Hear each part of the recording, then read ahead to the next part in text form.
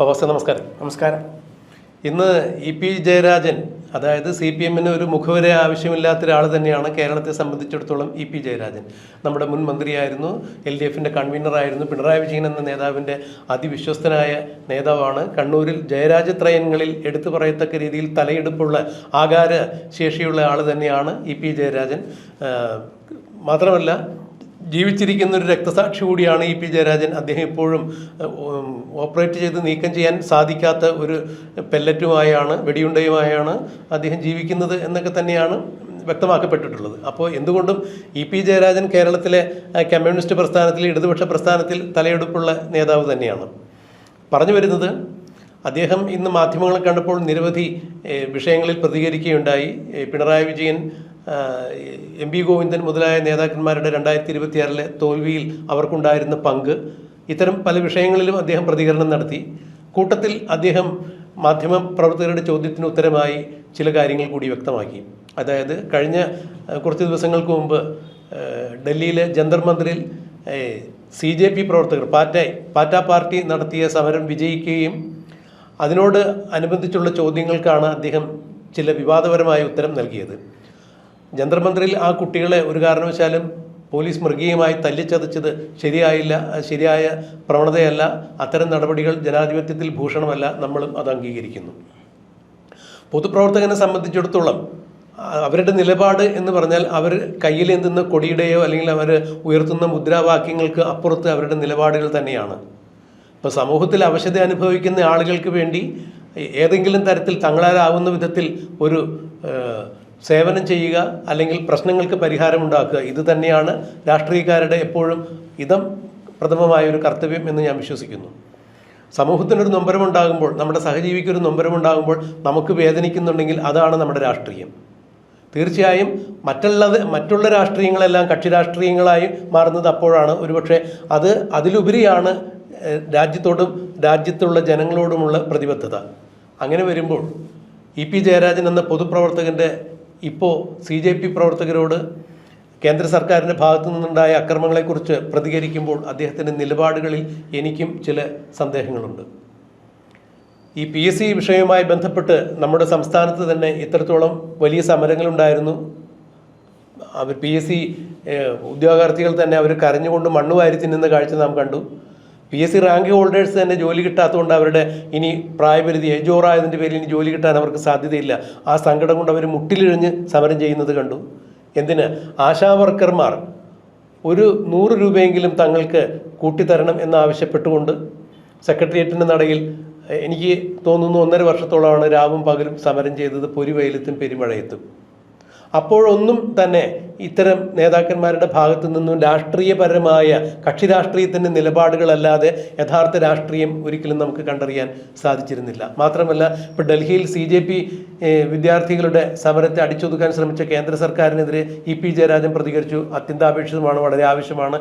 ഒരു കാരണവശാലും സമരത്തെ ഒരു സർക്കാരും അടിച്ചൊതുക്കാൻ പാടില്ല, സമരം ചെയ്യുന്നവരെ തല്ലാൻ പാടില്ല. അങ്ങനെയെങ്കിൽ നവകേരള യാത്ര എന്ന് പറഞ്ഞുകൊണ്ട് മുൻ മുഖ്യമന്ത്രി, ഇപ്പോഴത്തെ പ്രതിപക്ഷ നേതാവ് നയിച്ച യാത്രയിൽ ജനാധിപത്യപരമായ രീതിയിൽ സമരം ചെയ്യാനുള്ള അവകാശത്തോടു കൂടി കരിങ്കൊടി സമരം ചെയ്ത ഈ ആലപ്പുഴ MLA ആയ A.D. തോമസ് അടക്കമുള്ള ആളുകളുടെ തല തെല്ലിപ്പൊളിച്ച ആ കേസിൽ ഇപ്പോൾ ADGP M.R. അജിത് കുമാർ സസ്പെൻഷനിൽ പോയിരിക്കുന്നു.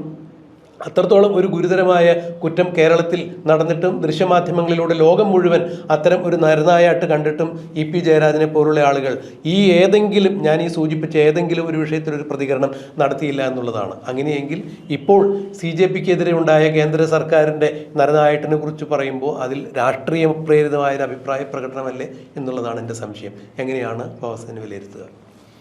ഒന്ന്, സ്വന്തം പാർട്ടി ഭരിക്കുമ്പോൾ ഈ പറഞ്ഞ പോലെ സമരം നടക്കുന്നു, അതിന് ഈ പറഞ്ഞ പോലെ അതിദയനീയമായി അതിനെ നേരിടുന്നു.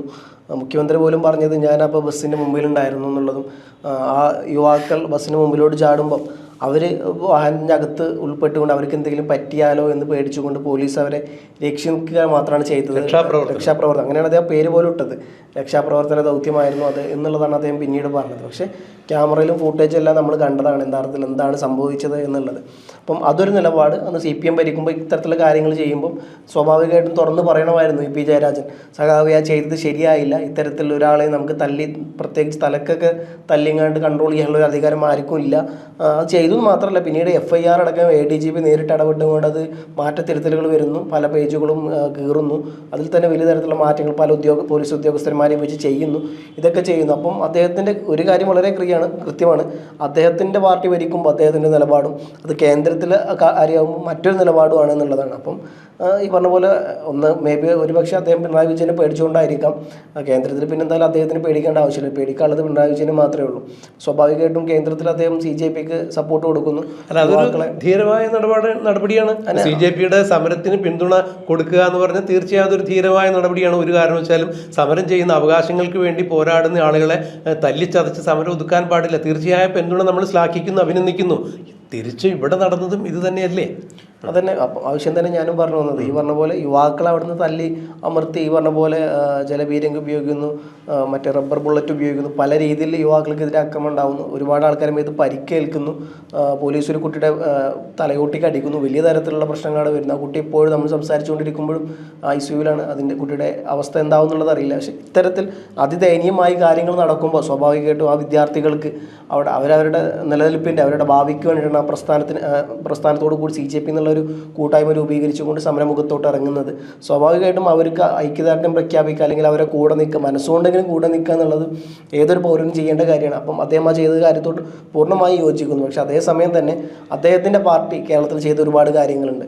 ആശാവർക്കർമാരുടെ സമരം വെറും 100 രൂപ കൂട്ടി ചോദിച്ചതിൻ്റെ പേരിൽ ഈ പറഞ്ഞ പോലെ 1.5 വർഷത്തോളം അവർ രാപ്പകലില്ലാണ്ട് സമരം ചെയ്യുന്നു.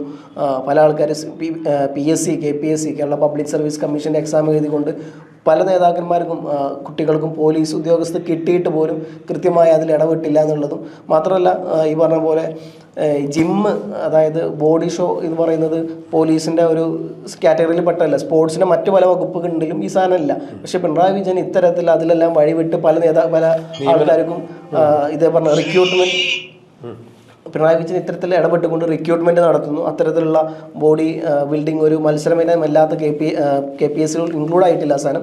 പക്ഷേ അത്തരത്തിൽ അദ്ദേഹം അത് നിയമപരമല്ലാണ്ട് ഒരു അപ്പോയിൻമെൻറ്റ് ചെയ്യുന്നു. അപ്പോൾ ഈ വിഷയത്തിലെല്ലാം ഇടപെടേണ്ട പിന്നെ EP ജയരാജൻ ആ വിഷയത്തിലൊന്നും മിണ്ടിയിട്ടില്ല. മാത്രമല്ല പല വിദ്യാർത്ഥികൾക്കും ഈ പറഞ്ഞ പോലെ PSC എക്സാം എഴുതി കിട്ടിയിട്ട് പോലും കൃത്യമായ അപ്പോയിൻമെൻറ്റ് നടത്തുന്നില്ല. പിന്നീട് മാസങ്ങൾ കഴിയുമ്പോൾ വർഷങ്ങൾ കഴിയുമ്പോൾ അതിൻ്റെ ആ ലിസ്റ്റിൻ്റെ കാലാവധി കഴിഞ്ഞു, വീണ്ടും അവർക്ക് ഇത് കിട്ടാണ്ടാവുന്നു, അവരെ വയസ്സ് ഏജ് ഓവറായി പോകുന്നു. ഇത്തരത്തിലുള്ള പ്രശ്നം നടക്കുമ്പോൾ ഒരുപാട് പോലീസ് ഉദ്യോഗസ്ഥരെ കിട്ടാത്തതിൻ്റെ പേരിൽ തല മുട്ടയടിച്ച് മുണ്ടന സമരം വരെ നമ്മൾ കണ്ടതാണ്.